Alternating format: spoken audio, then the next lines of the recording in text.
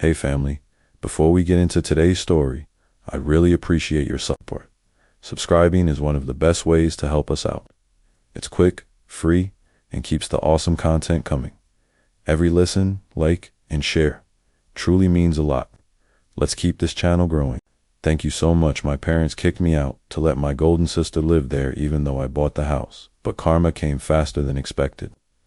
I 37F have spent the last 15 years developing my career as a senior management at one of the leading investment banks on Wall Street. This narrative focuses on my complex connection with my sister, Emily, 47F, my parents both in their late 70s, and a house I recently bought for them that has become the focal point of constant family strife. I have to take you back to the beginning to see how we got here. My parents were in their late 40s when I was born, so I was an unplanned child. My mother would frequently tell me that they already had Emily, who was 10 years old at the time, and that she was more than enough. She did not say this with malice, but rather in a tone that somehow made it worse. She would say, "We didn't plan for you," as she was arranging Emily's extracurricular activities or putting together her college application paperwork. These innocuous comments, which served as a constant reminder of my position as an afterthought in our family, shaped the background of my early years. I might not even be here if it weren't for my maternal grandparents' persistence. My parents saw me as a burden they hadn't requested, but they were thrilled about the possibility of having a second grandchild. I was an afterthought in my parents' lives, and that was evident right away. They had the same ritual every morning when they dropped me off at my grandparents' place. My father would say to my grandfather, "You wanted her," as he got ready to go for work, key jingling in his palm. "She's all yours." My grandparents' house turned into my true home, a haven where I felt genuinely loved and wanted. They made sure I was fed and taken care of, picked me up from school, helped me with my homework, and took me to the park. I would spend hours learning about numbers and problem solving from my grandfather, a retired math professor. He'd say, "Numbers never lie."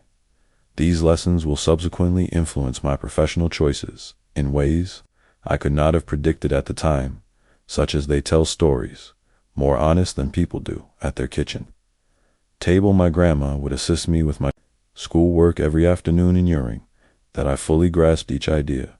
Her patience appeared limitless. She had taught high school before retiring. She would add, "Knowledge is the one thing nobody can take away from you," in a forceful yet kind manner. She also taught me to cook as a means of expressing my creativity and love, rather than as a chore. These times spent in their kitchen, reviewing my school day and learning how to measure materials, exactly turned into some of my most cherished recollections. My parents, who were generally exhausted and a little irritated at having to make the trip, would only arrive to pick me up late at night. "Madison," my grandmother would say, as she bid me farewell every night, "you're the best thing that ever happened to us." I could almost forget that I wasn't wanted anywhere else. While I was in her loving embrace, they became my emotional rock, giving me the stability and affection that were conspicuously lacking at home. My grandfather would often add, "Remember, sometimes the best things in life aren't planned." I learned to live as an afterthought in my own home. As Emily got ready for her promising future, my sister just pretended that I didn't exist. She wasn't nasty or harsh. She would be lying on the couch talking on the phone about mails and college applications, totally unaware of me while I played with my dolls in the corner of our shared living room. The difference between how my parents treated Emily and me was clear and consistent. I would hear my mother's proud voice as she talked about Emily's achievements with family or friends. Emily got straight A again. Emily made the debate team, or Emily got accepted to her dream college. They went to all of her school functions, signed scientific fairs and debating contests. They consistently cited, "We're too tired, we have to work," or "You understand, don't you?" as excuses for their glaring absence from my events. My grandparents took on the role of my cheerleaders, attending every school function with joy and true pride on their faces. I hoped that things at home would change when Emily went off to college. I was the daughter who stayed, and perhaps my parents would see me at last. I was completely mistaken. I went from being invisible to being the housekeeper. At the age of 14, my mother would call out to me, "Madison," before I could even put my backpack down after school. The house needs cleaning. Start with the bathrooms. Emily's chores were taken up by me, along with a number of additional duties, I got to know the washing machine settings and peculiarities by heart, and it became my daily companion. Cleaning, cooking, and keeping a home for parents who hardly acknowledged my existence seemed like a continuous loop of housework. My father would remark, "You live here, you need to contribute." If I hesitated in the least, "Your sister always did her part." My career progressed from cleaning to cooking. By the time I was 14, the shift wasn't gradual. My mother just quit preparing dinner. One morning, she declared, "You're old enough. Now we expect dinner ready when we get home from work." I maintained a stellar academic standing in spite of the taxing domestic responsibilities. My teachers encouraged me to compete in a variety of academic events after noticing my ability for economics and mathematics, and in order to help me get ready, my grandfather would dedicate extra time to teaching me complex ideas that were way above my grade level. He would exclaim, "You have a gift," with numbers with pride shining in his eyes. "Don't let anyone tell you otherwise." Dreaming about college was the only way I could get away. I would go to my room every night after doing the dishes and go through university websites. I would see myself traversing several campuses, distant from the never-ending tasks and chilly quiets. I was rewarded for my diligence in school. Despite my household responsibilities, I maintained straight A's, and at the age of 16, I received acceptance letters from a number of prestigious colleges, including some renowned for their top-notch finance programs. Emily's engagement followed one Sunday afternoon. She bounded in the front door, pulling a tall, smartly dressed man along with her. She let out a squeal. "Mom, Dad, this is James. We getting married." You would believe that someone had just declared their lottery victory, with my mother sobbing with happiness and my father already taking out his phone to call family. My parents literally sprung from their seats. "We'll cover everything," my mother exclaimed as she gave Emily a hug. "Our first daughter's wedding has been perfect for months." Our home was occupied with wedding preparations. Every discussion centered on guest lists, venues, and flowers, with expensive outfits, high-end vendors, and everything at the top end. Money appeared to flow like water despite attending the wedding. My grandparents didn't appear to enjoy the extravagant decor. My grandfather merely shook his head at the champagne fountain, and I saw my grandma scowl at a sculpture that most likely cost more than a semester's tuition at college. However, they likely already knew what was going to happen, so they kept their opinions to themselves. I gave my parents the wonderful news while sitting at our dinner table with 3 envelopes spread out in front of me on the day I received my acceptance letters. My heart was pounding. "That's nice," my mother murmured without raising her gaze from her meal, "but we can't pay for it. We spent all our savings on your sister's wedding, even took out a loan for it. There's nothing left for college." I stumbled and said, "But you paid for it." "Emily's college," scarcely raising my voice above a whisper that was different, my mother said in a condescending tone. We saw potential in her. The ensuing hush was deafening. "You should get a job, save up some money, and take out student loans. That's what responsible adults do," my father said in between sentences.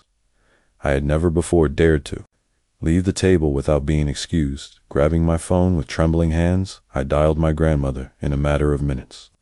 I was crying as I entered their well-known front door. As he heard my narrative, my grandfather's expression hardened, but I could not quite read the sparkle in his eyes. They exchanged a knowing glance after I had told them everything. My grandfather took my hand and said, "Madison, we've been saving for your education since the day you were born, so we've been expecting something like this." He returned with a folder after walking to his study. Bank statements demonstrating years of meticulous saving were found inside. "You can choose any of those universities. We've got you covered." I moved in with my grandparents that evening after packing my necessities. When I told my folks I was going, they were downstairs watching TV and hardly looked up. My mother said, "Whatever you think is best," while keeping her gaze fixed on the TV. Did I hear the relief in her voice? The years that followed were revolutionary. I decided to enroll in one of the best business schools to study financial analysis. My passion in doing things correctly was maybe prompted by witnessing my parents' poor financial management. My zeal and innate financial skills were noted by my lecturers. Before long, I was staying after class to talk about difficult financial ideas. Someone other than my grandparents saw possibility in me. For the first time in my life, real potential. I obtained esteemed internships at significant financial institutions during my time in college every summer. presented fresh possibilities as well as difficulties. Senior managers were impressed by my analytical abilities and meticulousness during my performance. Review at Morgan Stanley, my supervisor said, "You've got a natural instinct for this weed. Love to have you back next summer." With the exception of calls with my grandparents, I kept my head down and concentrated on my schoolwork. Hardly thinking about my family, I was hired by one of the city's leading financial firms after I graduated. I never would have imagined earning the starter pay. I located a small, clean, and secure one-bedroom apartment. I was thankful every morning that I didn't have to make breakfast for anyone but myself. As I poured myself into every new challenge, my career took off, and I received bonuses and promotions that I could never have dreamed of when I was younger. I advanced to a senior role in 5 years, overseeing intricate portfolios and fostering significant client connections within the industry. I became known for my strategic thinking and analytical accuracy. Every accomplishment felt like a subliminal affirmation that my parents had misjudged my abilities in the meantime.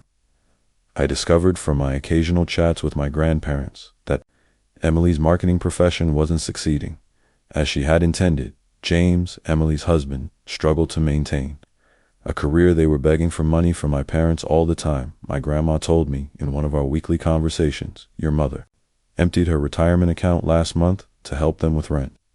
They just can't say no to her." After a year, things deteriorated even with our parents. Assistants Emily and James were no longer able to pay their rent. They and their twins, who were 7 years old, returned to my former bedroom. My parents, who had previously been really pleased with Emily's abilities, suddenly had to provide for her whole family in addition to their golden child. I maintained my distance, concentrating on developing my own life and profession. Every bonus, promotion, and successful transaction served as a subliminal affirmation that I wasn't the failure my parents had predicted me to be.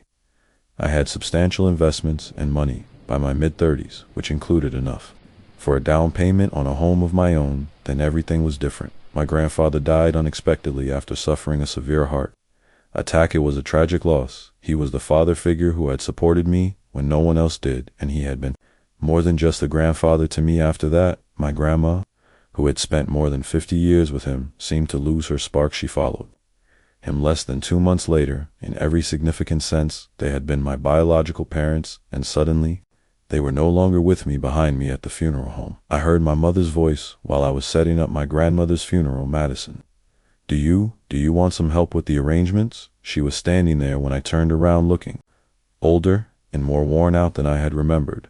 A part of me wanted to tell her to go, but I refrained because of her face. "Sure," I said to myself, "that would be nice." My parents started to open up over the course of the following few days as we prepared the service. They acknowledged that they were having difficulties. One afternoon, when we were choosing flowers, my father admitted, "We haven't been financially well off since retirement." He went on to say, "We barely make ends meet." Before mentioning Emily's twins, I recognized that my sister and her family continued to live with them and rely on their diminishing income. We convened in a wood panel office for the reading of the will. 1 week after we buried my grandma, Emily and James were slumped on recliners next to my parents while I sat opposite from them. The tension was thick enough to sever with a knife, and the room smelled of furniture polish and old papers, though none of us realized it at the time. What followed would start a series of events that would permanently alter the relationship of our family. After adjusting his glasses, Mr. Patterson, the notary, started reading in a monotone. I anticipated the standard legalese, but what followed made everyone take notice.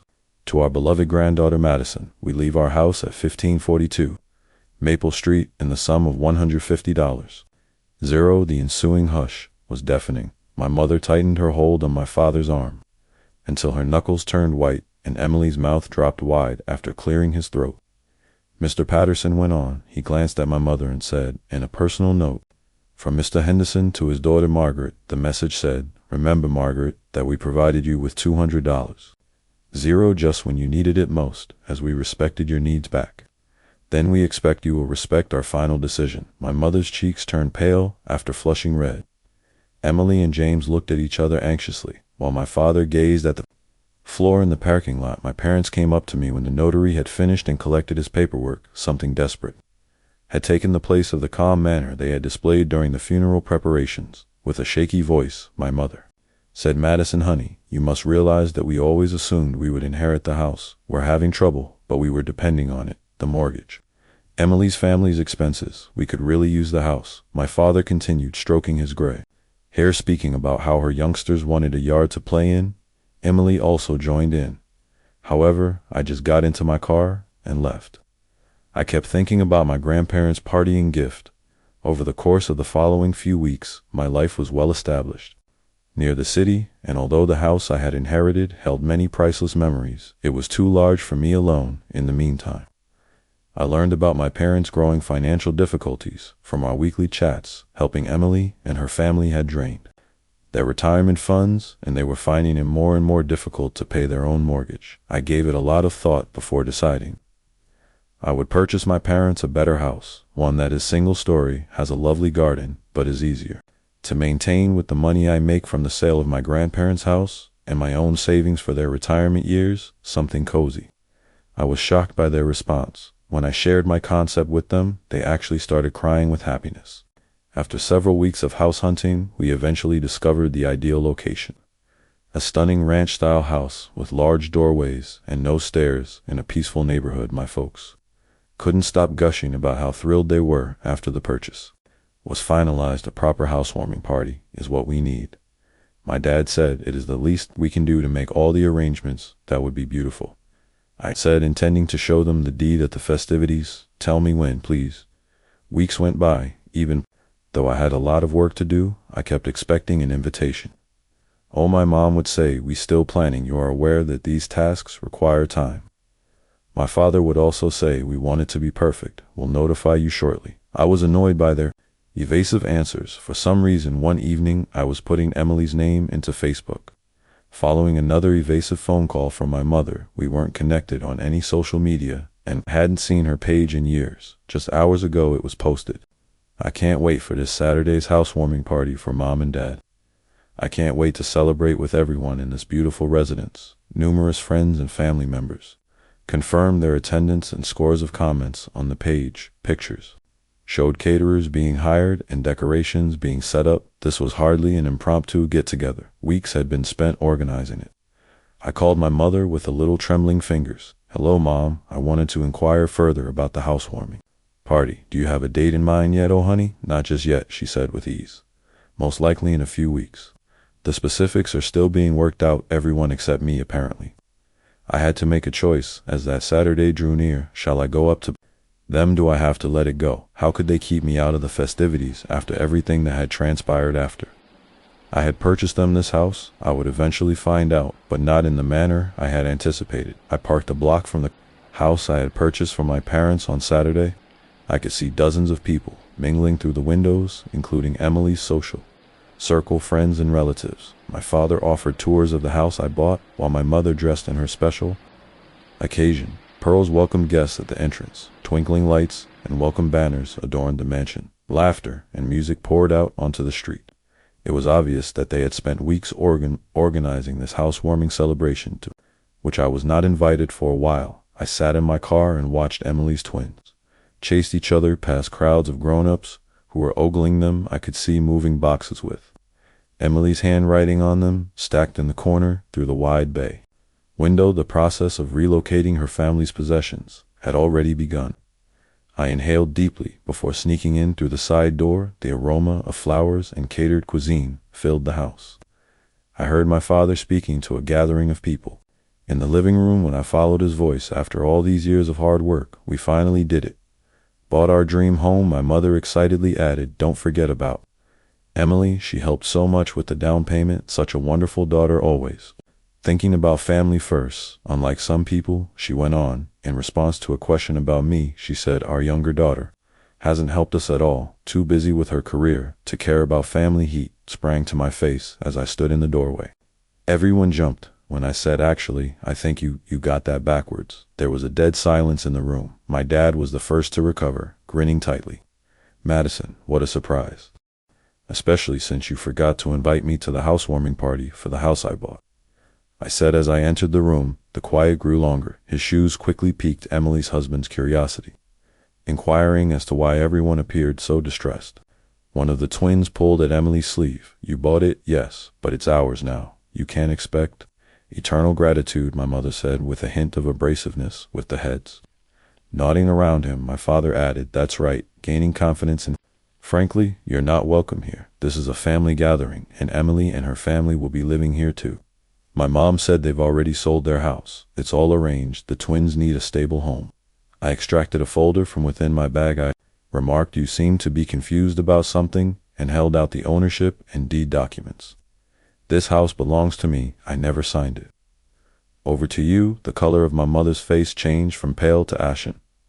My father began to ramble on about his responsibilities to his family. Emily's self-assured grin broke when she became aware that her preparations were failing. Despite my shaking palms, I continued, "I was planning to give it to you tonight," maintaining a firm voice. "I thought this could be a fresh start for all of us. Instead, you've shown me nothing has changed." When my mother said, "You can't do this," her voice became a screech. "Were your parents?" "No," I said softly.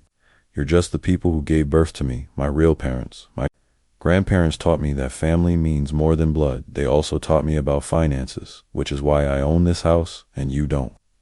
I turned to speak to the astonished visitors. "I'm sorry, but this party is over. This is my house, and I'm asking everyone to leave." My parents, Emily, James, the twins, and all of their guests departed in tears from the porch. I observed them driving off, one by one, until the street was deserted. In the yard, the ornamental lights continued to sparkle mockingly. Inside, half-empty drinks and discarded food plates covered every surface. The house, which was supposed to be my gift of reconciliation, ended up being the last straw in our relationship. A few weeks later, I found out that they had purchased an apartment, using the proceeds from the sale of their previous home. 3 generations crowded into a 2-person apartment. When Emily, James, and the twins moved in with them, they tried cold calling me all the time. At first, their voicemails varied between angry accusations, "You've become so heartless, just like your grandparents warned us you would," and guilt-tripping, "How could you do this to your own family?" I disabled their social media accounts, emails, and phone numbers as a reminder of everything that went wrong in our family. The house is now empty. I have an appointment with a real estate agent tomorrow. It's not worth attempting to cure everything, like old photos in a dusty album. Some relationships are better left in the past. When I eventually have kids of my own, I've made a self-promise that they won't ever need to win my affection or for my attention. In contrast to my parents, I will love my kids just as much and without conditions, just as my grandparents love me. Every heartbreaking reality about my family was exposed that Saturday night. I had not been invited to the housewarming celebration my parents were throwing. When I arrived at the house, I had purchased dozens of visitors, catered food, and most telling of all, moving boxes with Emily's handwriting strewn around were all visible through the windows.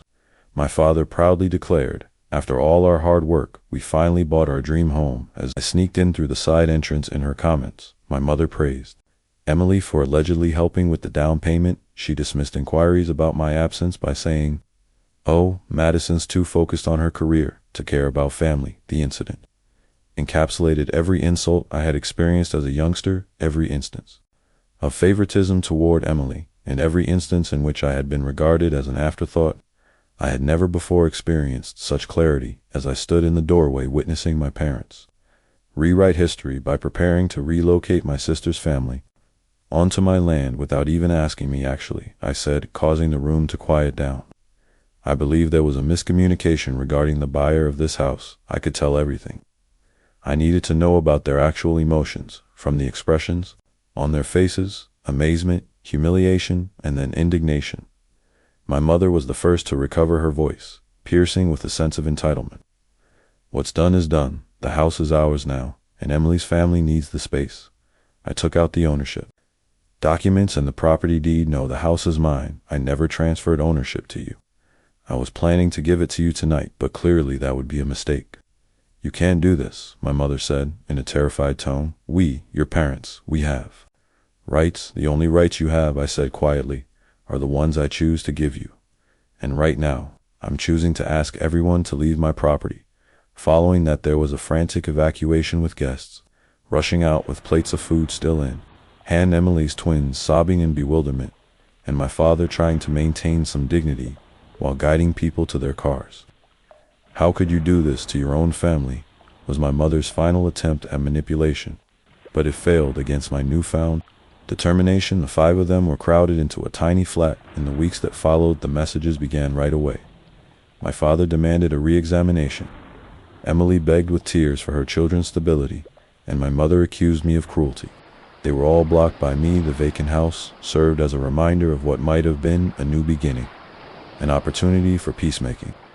Rather, it served as the impetus for my ultimate separation from a family that had never fully embraced me. A month later, I sold it and used the money to fund my own future. Some asked if I would ever try to mend those bridges or forgive them, however. I came to understand that forgiving does not always entail letting harmful people return to your life. Forgiving oneself for leaving can be necessary at times before putting away the old wedding picture of my parents. I promised my future children that they would never experience the anguish of conditional love, the hurt of being compared to a sibling, or doubt their position in the family with me. The cycle of partiality and emotional blackmail would come to a stop. Emily's twins were playing in the tiny courtyard when I last drove by my parents' apartment complex. I briefly experienced sadness, but it was for the relationships that never truly existed in the first place, not for the ones I had lost. My grandparents taught me that a true family is based on love, respect, and support for one another, despite the belief that blood is thicker than water. I take their lessons with me as I start this new phase of my life. Love ought to be freely given rather than demanded. Family is more than just genetics. Walking away is sometimes the healthiest course of action. I didn't open my mother's last unread mail, so I erased it. Any defenses or charges it included were no longer relevant. At last, I had discovered how to put my own value ahead of their conditional approval. Their kind of familial devotion has no place in the life I'm creating. Now, new opportunities await us in the future, free from the burden of attempting to win affection from those who are unable to freely give it. I learned what true family looks like from my grandparents. I'll build that kind of family for myself someday, one based on respect for one another, unconditional love, and the knowledge that each individual is equally important. At long last, the chapter of being the family afterthought is over. Being the family after my own life is only the beginning of my journey. Thank you for watching. If you haven't subscribed yet, please do so and hit the notification bell to stay updated with more shocking real-life stories happening around you.